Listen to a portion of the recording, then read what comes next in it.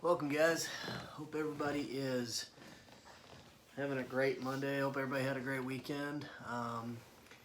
Wanted to go ahead and post our lecture video for today's work, which we're starting World War II today, and we're going to talk about the rise of Hitler and the causes of World War II. Obviously, it's a bummer that we can't teach Hitler and World War II in class, but we're going to get as much out of it as we can, all right, within reason.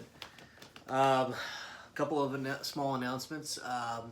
NTI page has been posted. There won't be any links on it from here on out. It just causes too much drama, and I literally believe it just depends on the day if whether or not the links work. All right. Second announcement is that today is the eating edition, lunchtime edition of our lecture video series, and yeah, I'm eating I'm enjoying myself a nice quesadilla. Don't worry, I'm going to take a walk afterward. But, so if you can follow along with my mouth full in a couple of spots, great. Today's assignment is Rise of Adolf Hitler and Causes of World War II, all right? And at the top of the document, you should see a political cartoon of Adolf Hitler and Joseph Stalin saluting each other, offering a polite greeting, whatever you want to call it. It's only natural that these two would have an admiration for each other, but a couple of things we need to think about here. So number one, while we tend to villainize Hitler as much as we do, justifiably, that's the right thing to do, Joseph Stalin killed way more people than Adolf Hitler did. Joseph Stalin killed somewhere around 20 million people in the Soviet Union. So the question becomes, why would we team up with Joseph Stalin? Why isn't he the bad guy? Why isn't he the one we think of as the villain of World War II? All right.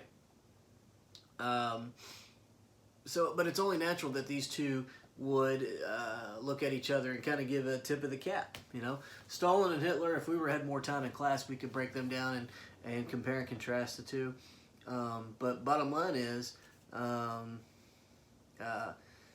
there was some kind of admiration for one another. There was some kind of admiration for one another. So let's go ahead and get into that, and how that leads up to World War II. First of all, what's a fascist government? We're going to ask that question right off the bat. A fascist government is one that, you know what, that one's not done. Wow, okay. Fascist government is one that bases its policies in favor of a particular group of people. It bases its policies in favor of a party over a country.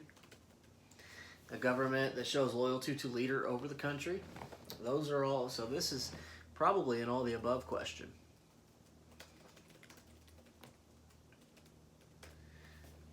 To me, anytime you have party over country, anytime you are showing more loyalty to the leader over the country, to me that's a fascist state. And then in addition to discriminatory policies, that's a fascist state.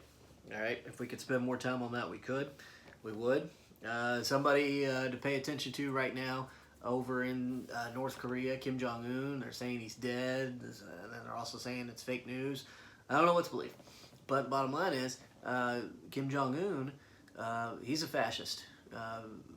The people in North Korea show loyalty to him over country. He is the dear leader. Anytime you have a dear leader in your country, you have a fascist state. Let's hope we don't have anything like that going on here in America. Okay, based on this video, how did Adolf Hitler take advantage of the German people having to pay the reparations for World War I? Hitler told the Germans, you got screwed over. You were the ones that, the politicians of your leadership in Germany prior to World War I and the Great Depression failed you, right? And anytime you do that, you get the people on your side. It's kind of like when somebody takes your side in an argument over your parents or with your parents and everything, and they take your, an aunt or an uncle, your grandparents, somebody takes your side, you're going to show loyalty to that person. No doubt about it. So that's what Hitler does. He gets the people on his side by saying, you got screwed over. All right, so number 3, which two groups of people did Hitler blame the Great Depression on? Communists and Jews. Communists and the Jews. If we could go into that more, we would. But Hitler believed that the Jews were responsible for the Germans' economic situations. That the Jews were only buying and doing business with other Jews. All right, let's go to number 4. 3 ways in which Adolf Hitler violated the Treaty of Versailles. 3 out of the 4 options on here are correct. There's one that is not correct. So I'll let you figure that one out. If it were me, I would look up Google Images and look up a PowerPoint slide of Hitler's violations of the Treaty of Versailles. That's what I would do.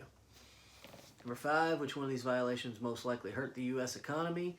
I don't think there's any question, German reparations. German reparations, and then because that forced the United States to produce, but we overproduced. So, something to think about there. All right, number 6, based on the cartoon at the top of the assignment, what was one of the 2 countries that Hitler had Germany align with? That would be Joseph Stalin and the Soviet Union. They forged what was called the Non-Aggression Pact that said if Germany invades Poland, the Soviet Union won't see that as an act of war and won't attack Germany. And the Soviet Union also said, yeah, go ahead, attack Poland, we don't care. See, again, yeah.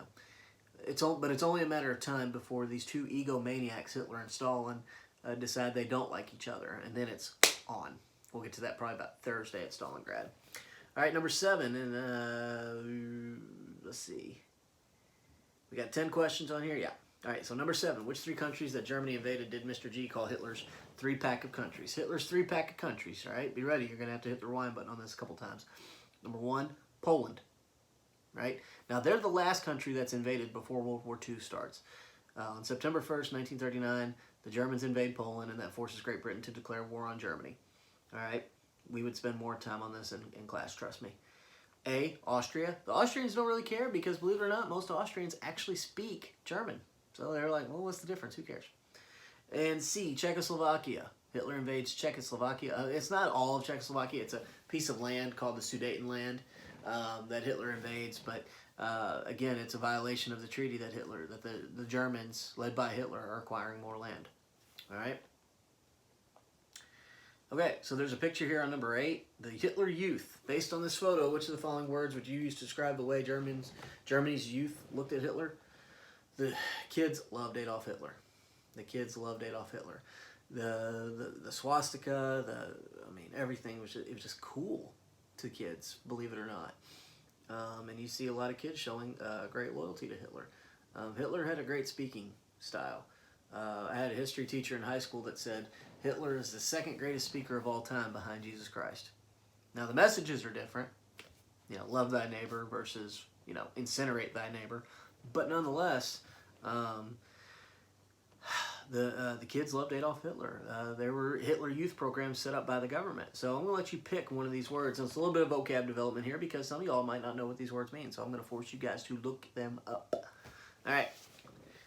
Number 9. List 3 things about this photo that you notice. Take a look at the picture. To me, 3 things that I notice are respect. There's admiration on both ends. Hitler loves the following that he has. Don't think he doesn't. He's an egomaniac. He loves everybody just adoring him. You might also notice it's not very diverse. Not a lot of diversity in that picture. There are no minorities. You don't see. You might see some women or some girls in the picture. Maybe a couple. There's one woman I can see, but for the most part, it is boys. So something to think about there. Let me know if you see anything different than I do. And number 10, this is important. Jesse Owens. There's a poster of this guy in our classroom of him doing a salute at the Olympics. Jesse Owens, African-American track runner, and he, in my opinion, Jackie Robinson gets a lot of the credit for breaking the color barrier in professional sports, leading up to, then it becomes Muhammad Ali, then you get to Magic Johnson, Michael Jordan, so on, LeBron James, and here we are in 2020.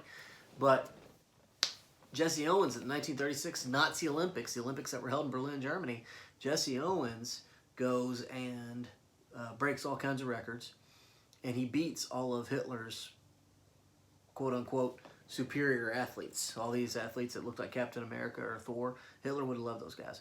That's what and Hitler claimed before the Olympics, nobody could beat our superior athletes. And Jesse Owens shows up in Germany and breaks all these records, and in front of a hostile crowd.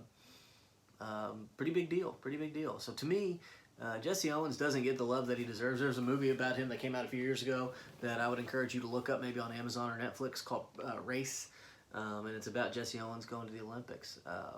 This guy does not get enough love, and probably deserves just as much amount of love as, I believe, as Jackie Robinson, for sure.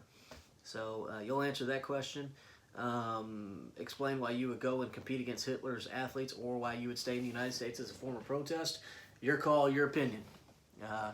The cloth I'm cut from is I want to go and tell everybody to be quiet. I want to go and shush the crowd after I win that race. That's just me. You may want to stay home and protest, and that's fine too. There's no wrong answer on here. All right? Okay, so that's our 10 questions for today on today's packet. Little bit of a Netflix heads up. You need to check out the show Waco on Netflix. Your parents would remember it for sure, I think. I do, if your parents are my age. I remember it. I was a little boy. I was about in second grade when all this was going down, but I remember seeing news clips of it and everything. Excellent show that really raises the question, at what point do we allow freedom of religion to persist in our country, especially if it becomes a danger? We've got a little bit of that going on right now with the coronavirus pandemic, and people still want to go to church and everything. What reach does the federal government have in stopping that freedom of religion? Does freedom of religion still apply when people are in danger? I won't give you too much detail on what goes on at Waco, or at the Branch Davidian cult, as it's called. But check it out. It's a good one. So, and I'll let you. It's binge worthy. I don't binge watch a lot of shows. I'm finishing this one today. This is too good. So, all right, guys. Take it easy. Email me if you need anything, and I'll see you later. Getting back to my quesadilla in Waco. Bye.